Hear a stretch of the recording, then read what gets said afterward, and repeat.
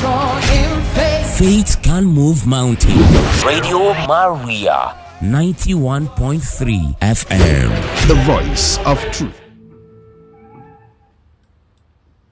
Good morning and thank you for tuning in to Radio Maria 91.3 FM.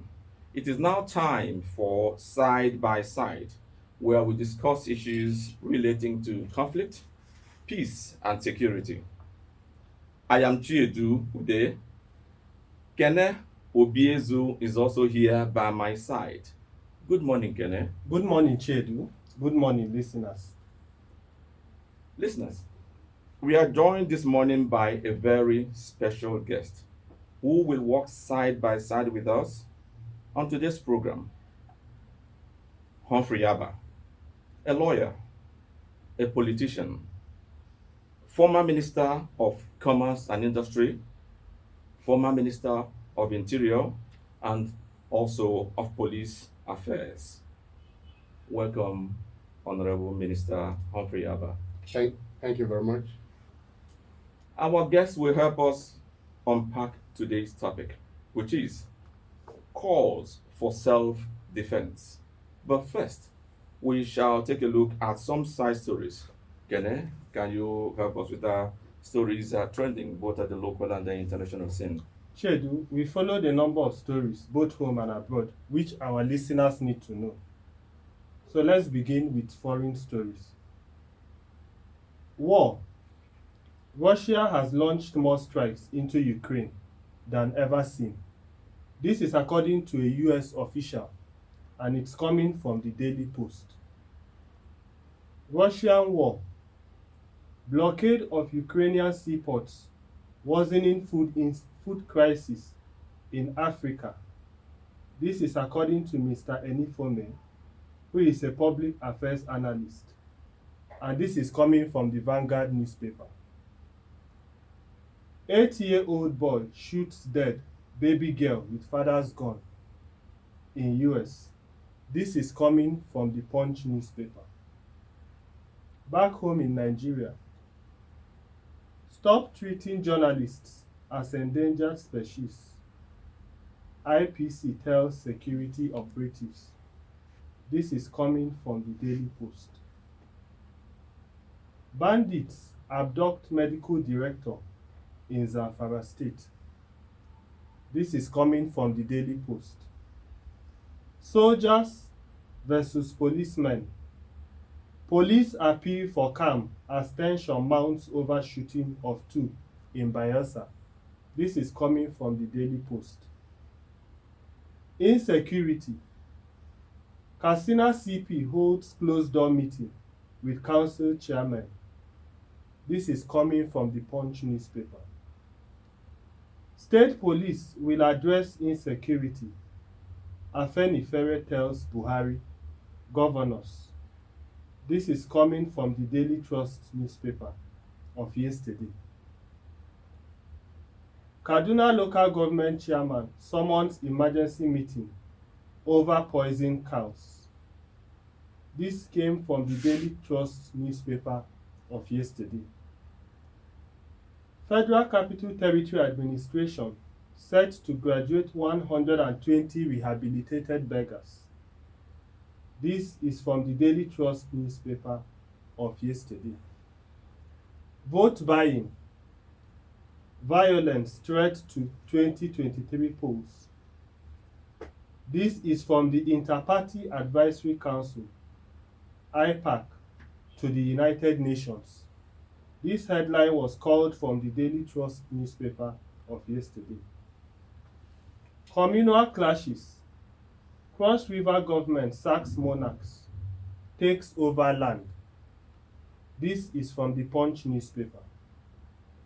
Again from the Punch newspaper, we have Lagos, Adamawa lead as monkeypox cases hit 62.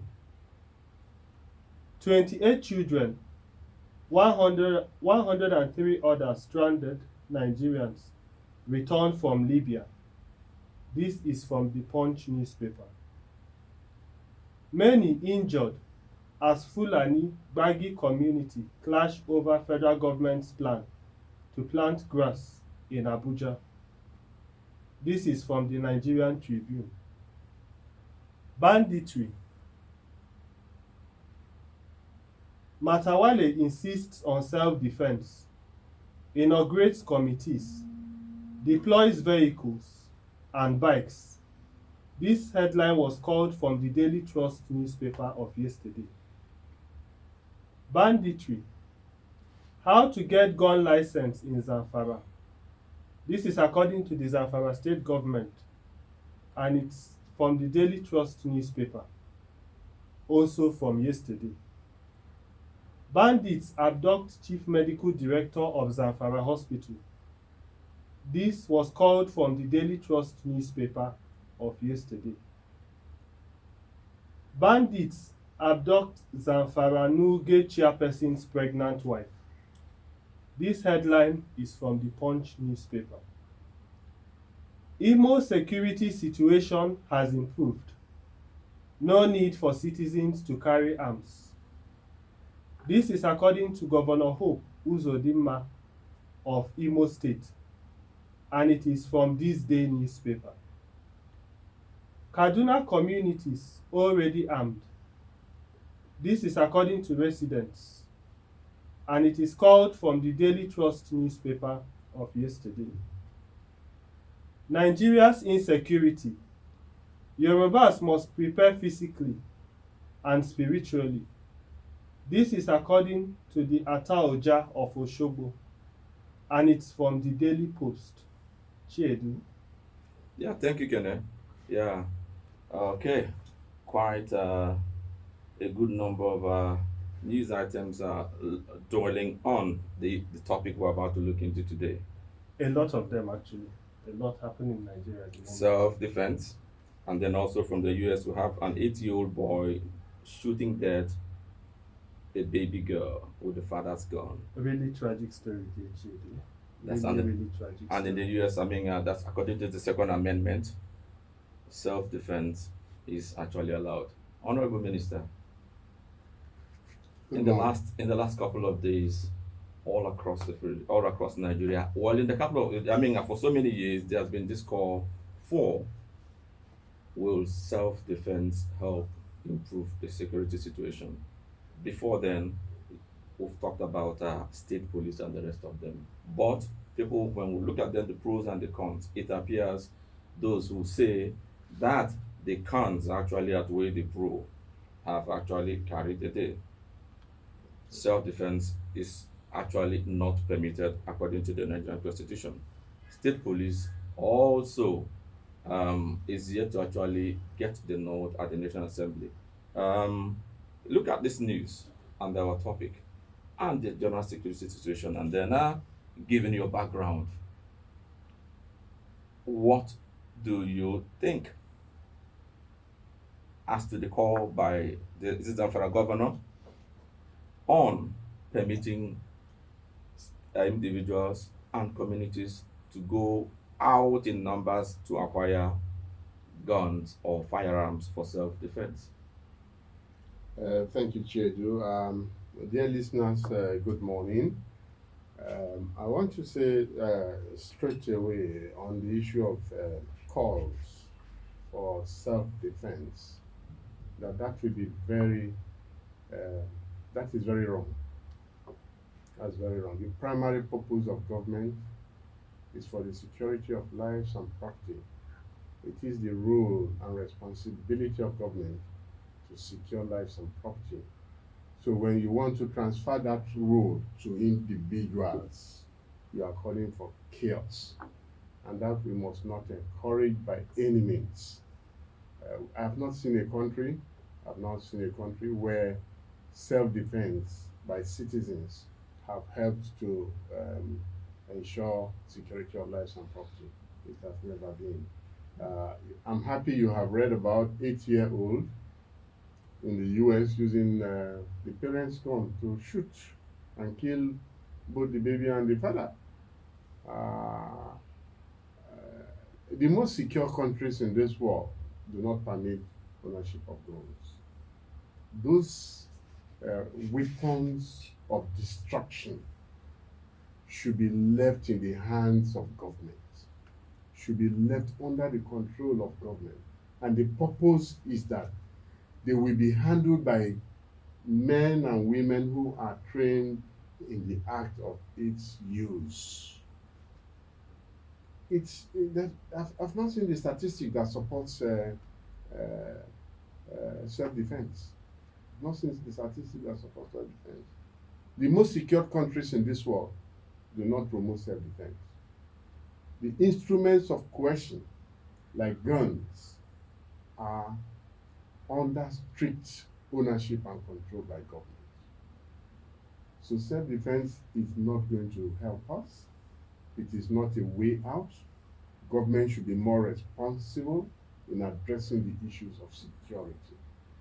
People who ask to be elected to offices should tell us how they want to secure our lives. It's not just enough to ask to be elected and then you come there and you're unable to do something. We have various arms of security. We have the police, we have the military, we have the civil defense, we have the DSS, we have various arms of security agencies. How do we harness their potentials to give Nigerians a secured environment? We've had a secured environment before now. This country has been very safe before now. Very little infractions of insecurity we used to have 20, 30 years back. Very little issues of insecurity. But today it's become a front burner in our national life and daily discourse. Why is it so? We must look at what are the root causes. What are the root causes for this? What is giving rise to this insecurity? Why are we having these flag-offs, this conflagration? Why is it on now? Those are the things we must address. We must look at the root causes and deal with them so that we can get out of it. But calling for self-defense is antithetical. It's uncalled for. Yeah. Okay. Let's just take a journey to the southeast Nigeria. For the past 2-3 years, the phenomenon of unknown gunmen has dominated news, discussion, and events in this area. More so, the government has continued to use the word unknown gunmen. Unable to unravel who these gunmen are, unable to solve violent attacks that most times lead to fatalities, and then this call. We have unknown gunmen, those tasked with ensuring security of lives, property, and the state have joined the you and I on the street to keep using unknown gunmen. The activities of this unknown gunmen goes on without any check.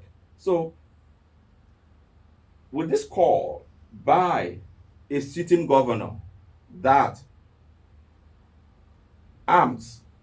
legal arms or firearms should be made available to those, especially responsible citizens and communities that are vulnerable to these attacks. Perhaps there is some sense in it. Yes, we are very poor in using statistics to take a decision. You mentioned that statistics. Perhaps we may need to go back to statistics and see if we can justify this call. Again, I want to stand on the side that supports the position that the use of the instrumentality of coercion, arms and ammunition should be under control of government at all times. The phenomenon of unknown gunmen still goes back to what I said earlier, that we should go and examine the root causes of insecurity in this country. What has given rise to it? Why did it just become a phenomenon in this country? What is encouraging it? These are the things that we should look at. I don't believe that the unknown gunmen are unknown. Correct. I do not believe that they are unknown. It is just a breakdown in our societal fiber. You know, the society has deteriorated, that our value system have changed, and it is that cost that is driving these issues, that young men think that criminality profits, and they are making money out of it. So it gets a lot more young men drawn into it. So where is this pool? Where do you have this pool of young men who accept criminality as a way of life? Where do you have their pool? You must look at that, and so that you can dislodge it. And then that is why I go again back to the issue of governance. It is because we have a breakdown of governance.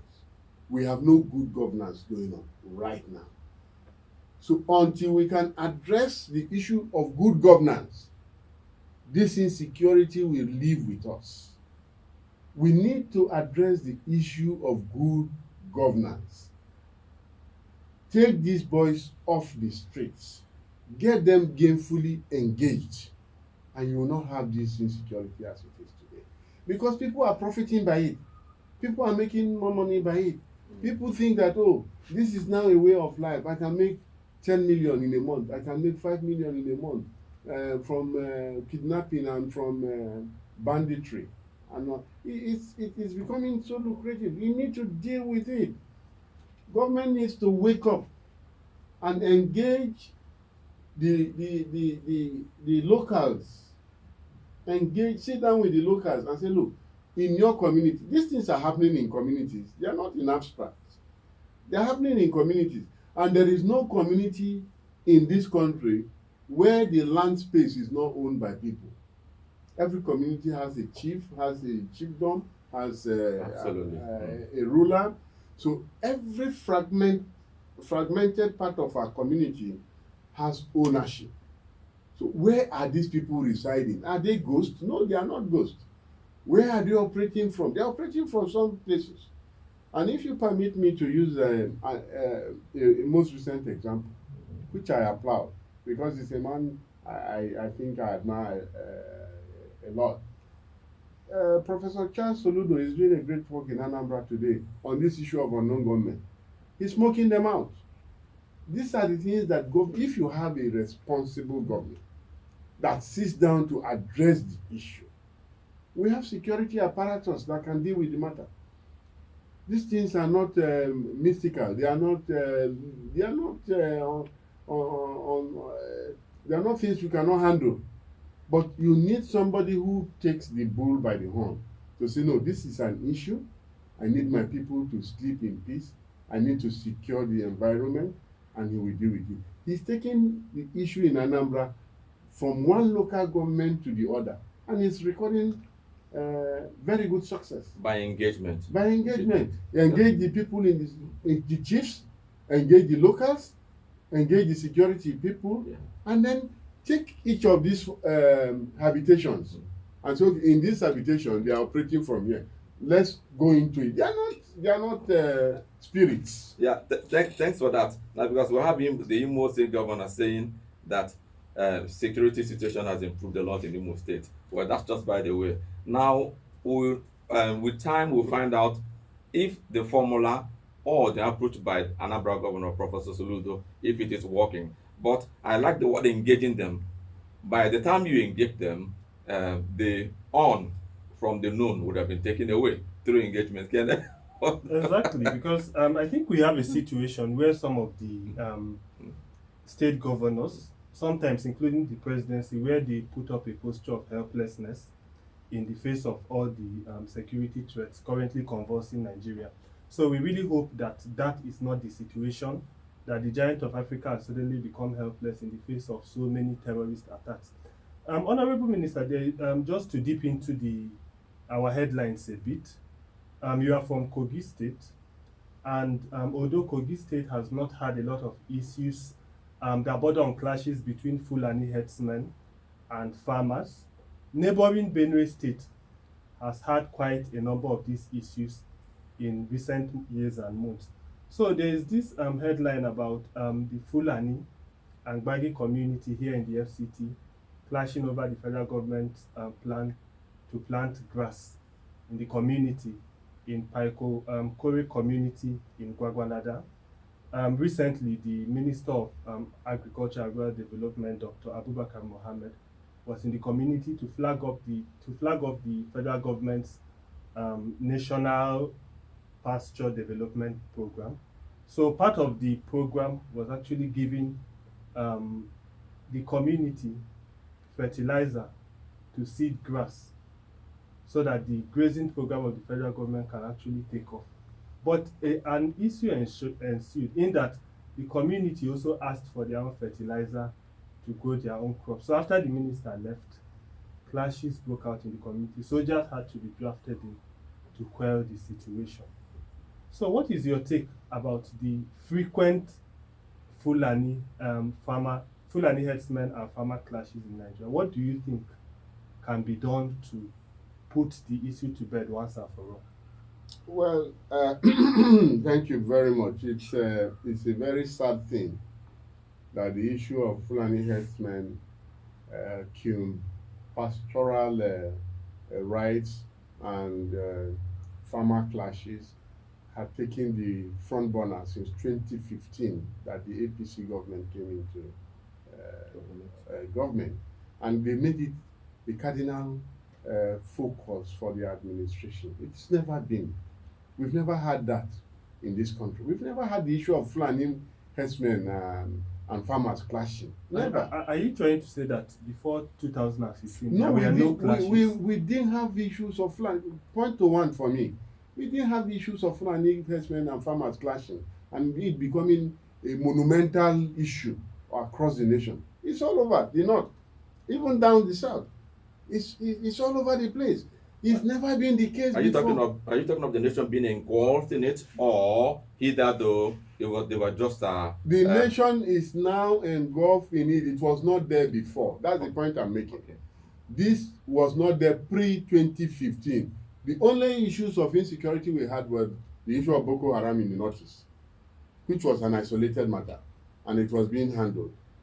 But now, what has conflagrated and engulfed the country is the issue of Fulani herdsmen and farmers on the issue of pastoral rights. What do you call pastoral rights?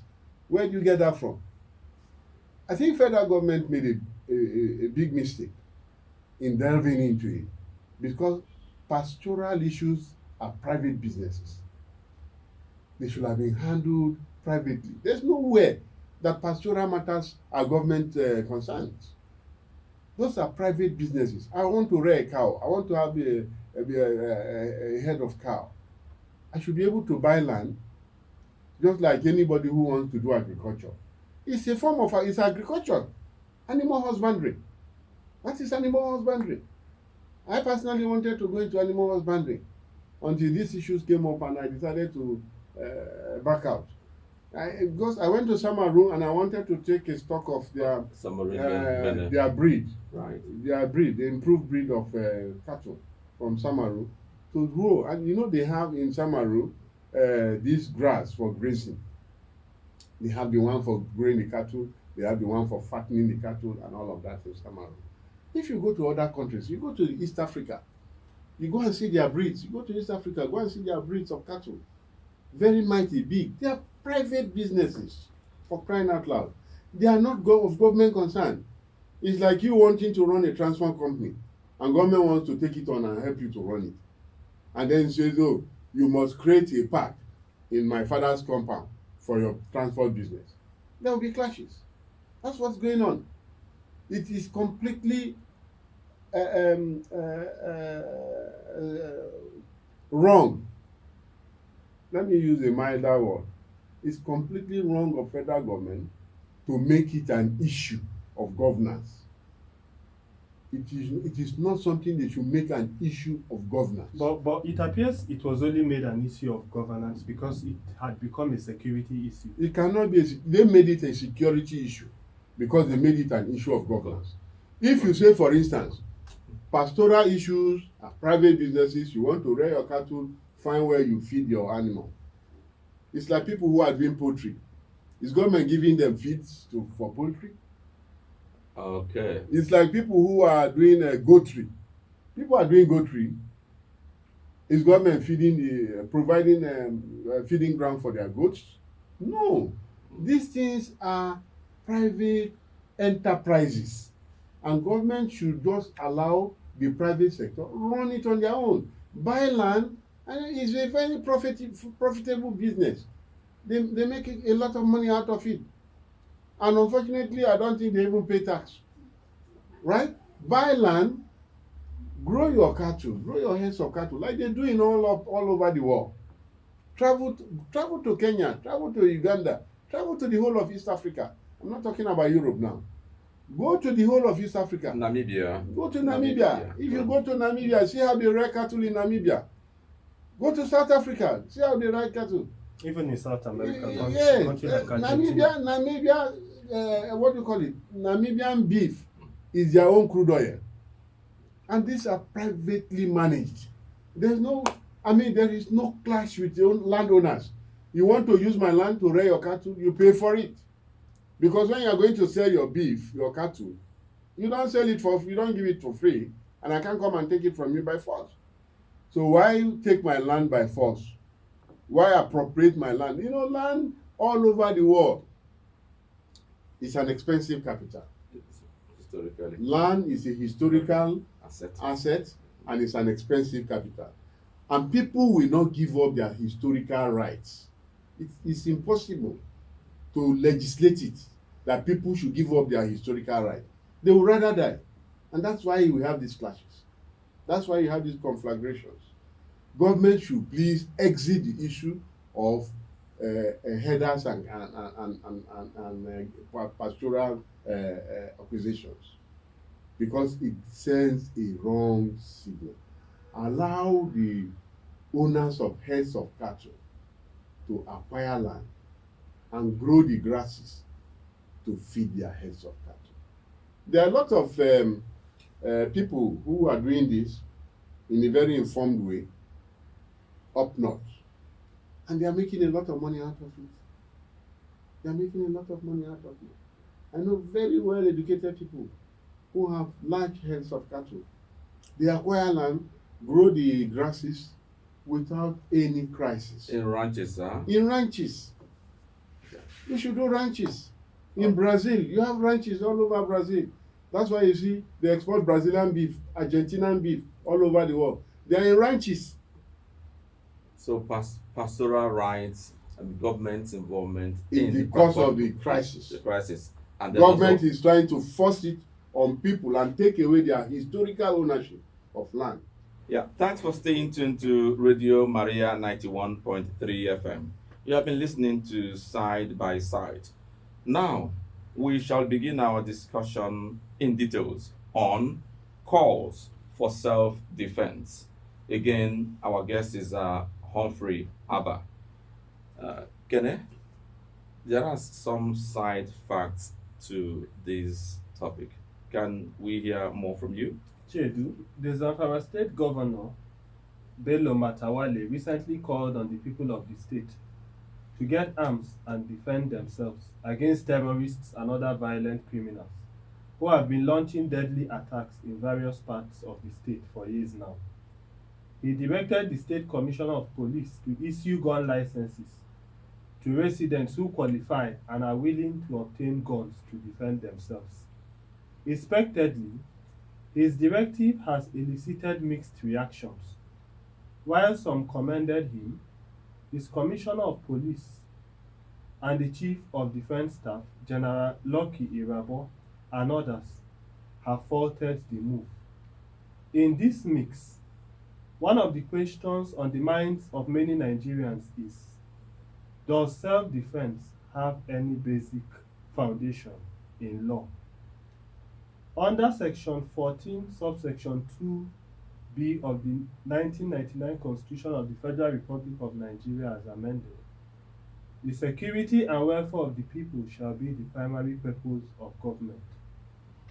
Accordingly, Section 17, subsection 2b of the same Constitution requires that the sanctity of the human person shall be recognized, and to reinforce this, Section 33, subsection 2a makes self-defense lawful when undertaken in defense of any person from unlawful violence or for the defense of property.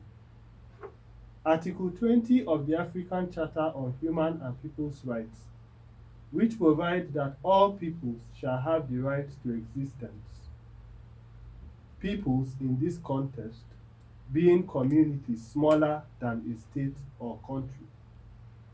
The Charter equally guarantees simultaneously the unquestionable and inalienable right to self-determination. Article 23, sub 1 of the same Charter additionally creates a right to national and international peace and security. All these rights exist in Nigerian law under the African Charter on Human and People's Rights Ratification and Enforcement Act of 1983. Even if these legal provisions did not exist, communities and individuals endangered by the current state of insecurity in Nigeria would be morally justified in self-defense, because the most fundamental right is the right to life, and the most basic instinct in humans is the instinct of self-preservation. In December 2021, Katsina State, which is in the same northwest Nigeria as Zamfara, asked residents to arm themselves and confront bandits, as the state alone could not tackle insecurity. In Nigeria, private individuals need licenses to own firearms. The Firearms Act provides that only the President or the Inspector General of Police can guarantee the license to possess firearms. For individuals to be granted firearms, they must have attained the age of 17. They must possess a clean criminal record and pass a background check relating to their mental health, addiction record, or threats of domestic violence. Already, Nigeria has a problem with the proliferation of small arms. In 2019, President Muhammadu Buhari signed an executive order revoking private gun licenses in Nigeria. Moreover, under the Robbery and Firearms Special Provisions Act, any person having a firearm in his possession in contravention of the Firearms Act shall upon conviction be sentenced to a fine of 20,000 naira or imprisonment of not less than 10 years, or both. Chiedu. Yeah, thank you, Kene. Mr. Abba, obviously insecurity in Nigeria is pushing people into all kinds and into so many directions in search for solutions. We discussed a good number of them while we looked at the news trending locally and internationally. One of the current proposals for tackling the malaise recently came from the Zamfara governor.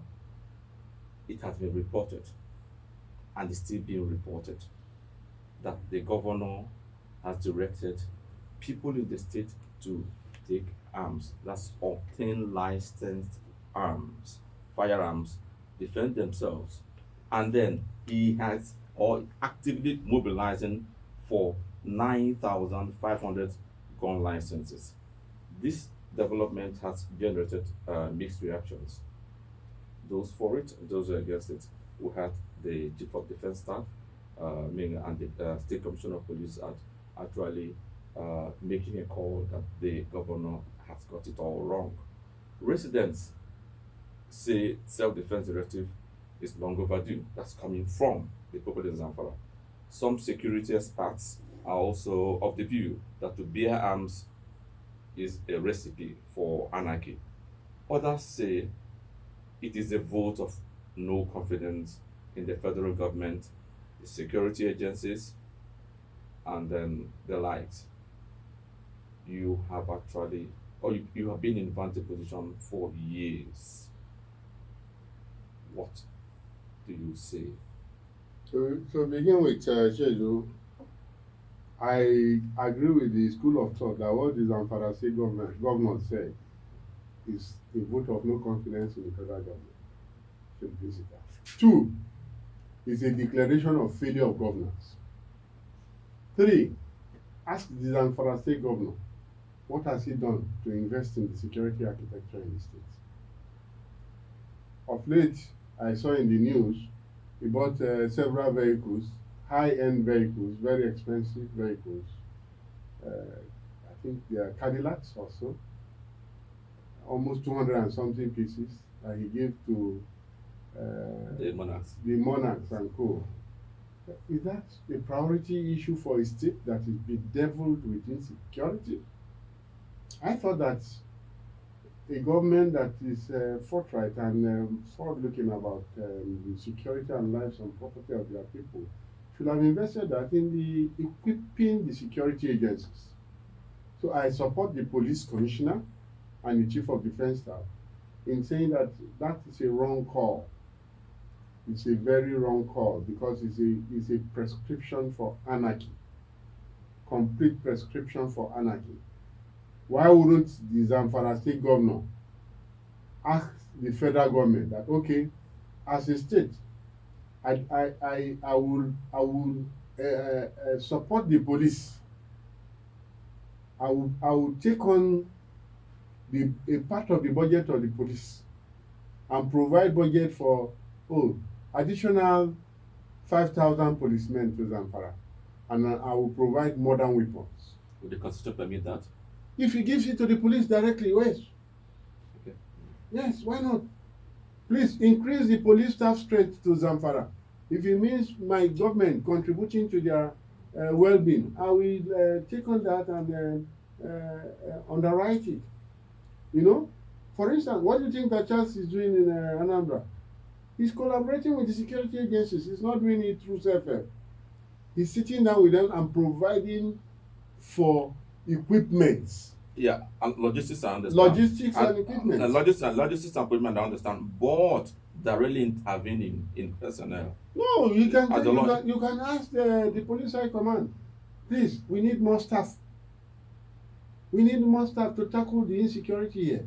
They will deploy, after when they are doing elections, they deploy more people to election areas. You've not heard that X number of police people are deployed to X state, Y state for election purposes? And then bankrolled by the state government. Yes, you see, so provide support to the police. Provide equipment, vehicles. Ask the police command, what ammunition do you need extra? Assist in this logistics and let the police apply trained personnel in dealing with the issue of insecurity in your state. But you know that police is understaffed. Police is handicapped by way of equipment. We need to encourage the police by giving them more support, by giving them more equipment, modern equipment. The modern equipment that you can use to fight this thing. You can fight this thing remotely. We see, you talked about the war in Ukraine with Russia. Ukraine has been fighting Russia by remote control. Why can't we use the drones? The drones are made here in Turkey. Why can't we go and get the drones and use it to fight the bandits? I'm talking of firepower. There are available arsenals that can neutralize the bandits. The good thing is that even from your phone that you are holding, you can locate the bandits. Because luckily they live in the Sahel region, not in the rainforest. So they are easily visible on satellite. So why can't we locate these people and handle them appropriately? We make them look, we mystify them as if they are spirits. Okay, we have a situation where it appears that what is happening in some states in Nigeria has actually gone beyond the capacities of those states. In December 2021, for example, the Katsina State governor asked residents of the state to defend themselves. Earlier on in the program, you spoke of how recommendations by the Kaduna State governor have mostly fallen on deaf ears. Mm-hmm. And we now have a situation in Zamfara where the governor has made the same call. And we also have the commissioner of police in Zamfara recently lamenting that this is a farming season and that policemen cannot follow people to their farms. He was kind of putting up a general posture of helplessness.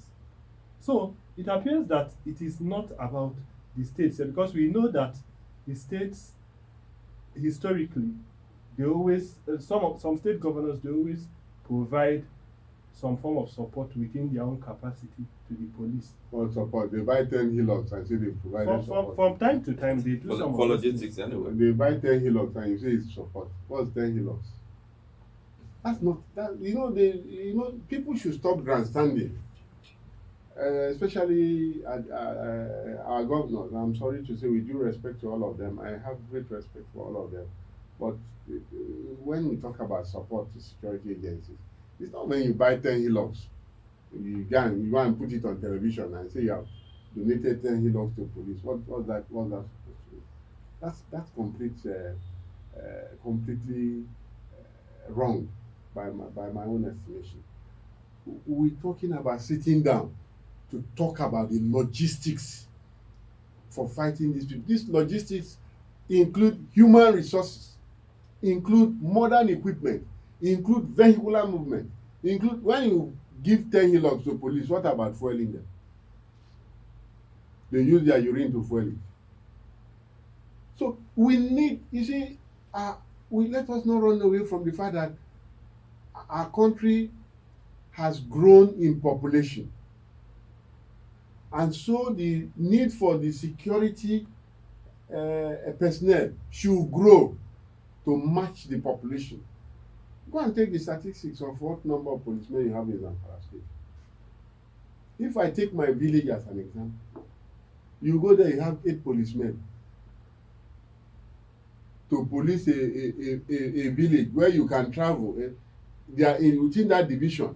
You can travel for 1.5 hours on a linear stretch. You've not gotten to the end of the jurisdictional area of that police station. He's traveling for 1.5 hours. He has not reached the end of the jurisdictional coverage, and you have just 8 people covering it. So how do you expect them to be effective? How? Go to most of the police stations and count the number of guns that are available to them.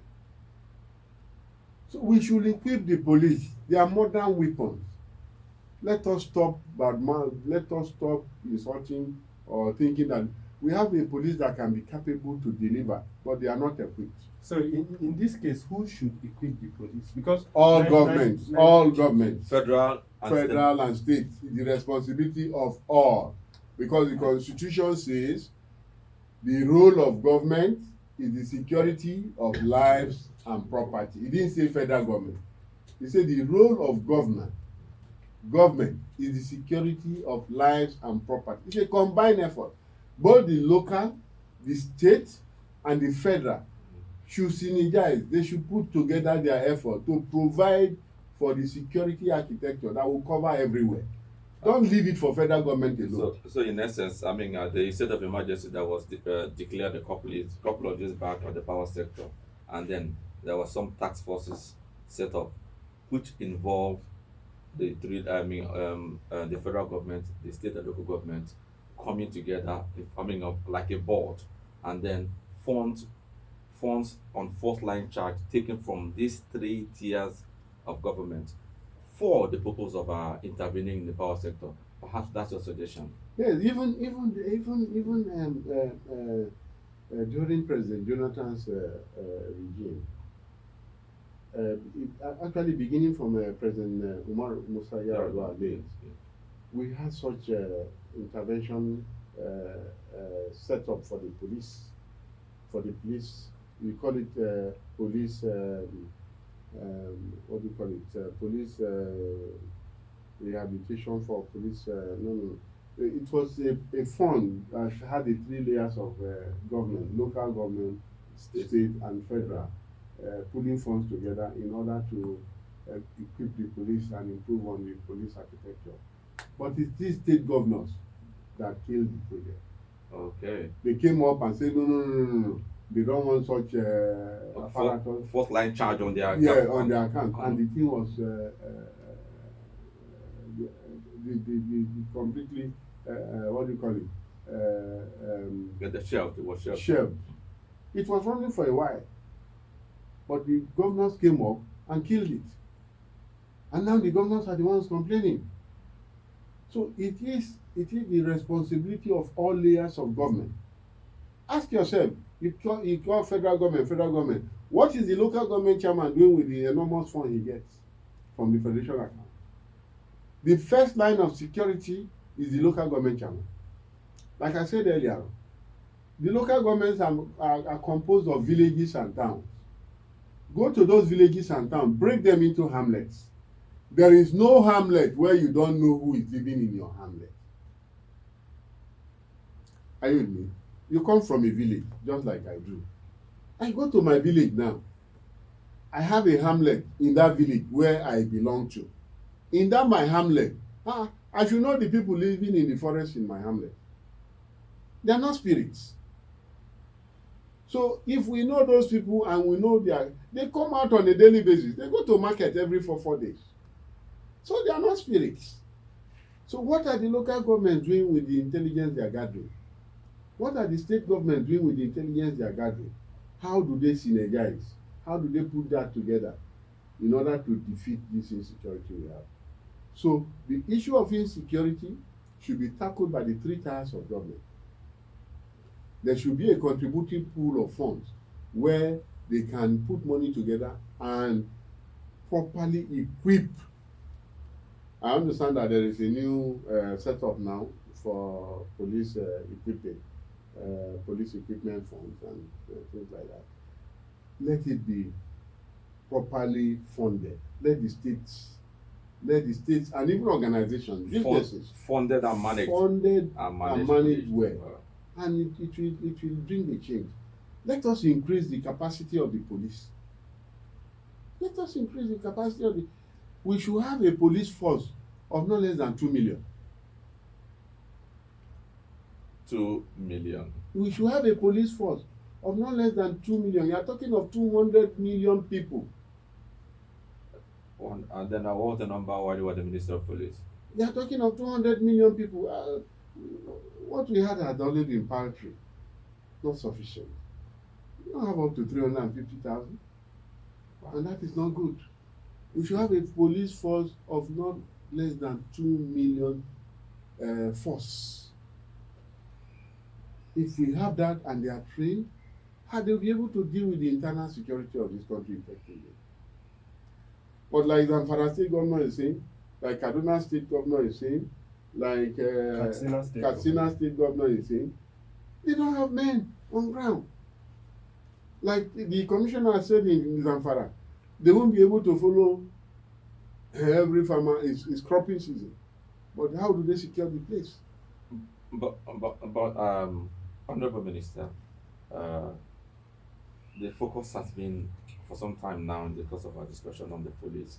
There are other security agencies that should be collaborating, not just with the police, or let me put it this way, there are other security arms of government that should all be working together to ensure that we are secured. The military, civil defense. The military deals with external aggression. Exactly. That is their calling. Exactly. You see, it's going to be an aberration to use them otherwise. We've had that discussion here, as a matter of fact. Yes. I mean, about their training, they shouldn't be involved in internal security. Because the principles for dealing with internal security are different.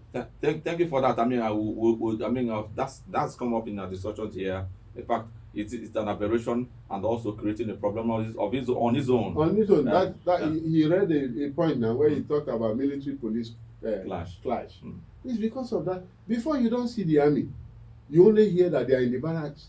You don't see them on the streets. Exactly. But today they are virtually on all the checkpoints on the streets or when you travel along the road. Because the people principally charged have not been properly engaged today. That's what I think. And this is historical because yes, if we are big, it's a topic for another day. It's a historical issue. It's a historical issue because of our military intervention. Exactly. So it has a root in that. It has a root. And so then the issue, you have civil defense. Civil defense, yes. Civil defense has, just like their name is, civil defense. They have a calling. Right. Go and read their charter. They have a calling. They have a particular focus. Allow them to focus on that calling on internal issues, on civil matters, and the likes. But the police force is principally charged to deal with these internal insecurities we have. Enforcement. So civil defense. It deals more with issues that are civil in nature, issues of insecurity that are civil in nature, issues of insecurity that does not call for the kind of armaments that the police people are equipped with. But in the course of their duty, they also gather intelligence that can be useful for the police force. For sure. Exactly. That's Sure, they synergize. There should be synergy between them. Sorry. There should be collaboration between them, including DSS. There should be collaboration between these arms of security agencies.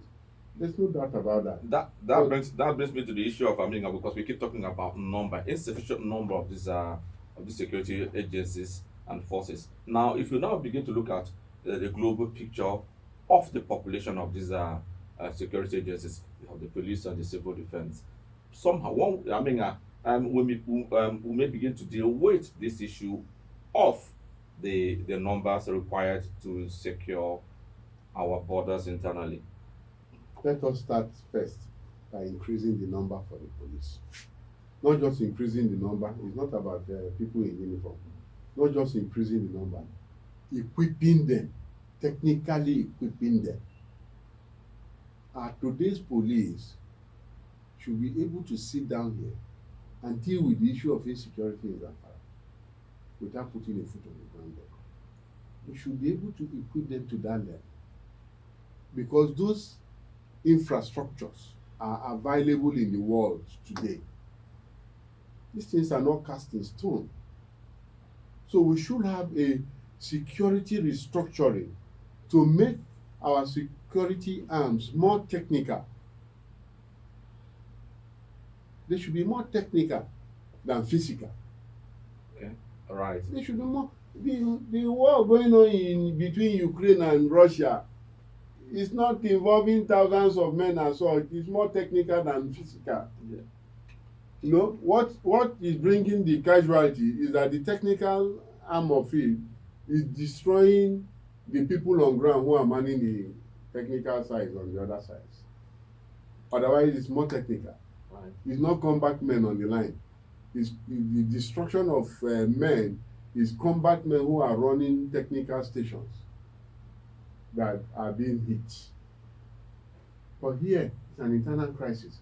So if we have a very technical team on ground, they can deal with the bandits very easily in their camps. Okay. Why should we allow people to have camps and have semi-governments in the forest? The intelligence mode, the mode of intelligence are deployed in essence. Even the intelligence can be technically gathered now.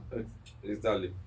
All right. On Monday, on Monday, one of our guests on this program asked a question saying, this is this question: if government has failed us, must we fail ourselves? He was obviously suggesting that if citizens do not defend themselves, they may not be defended by the state.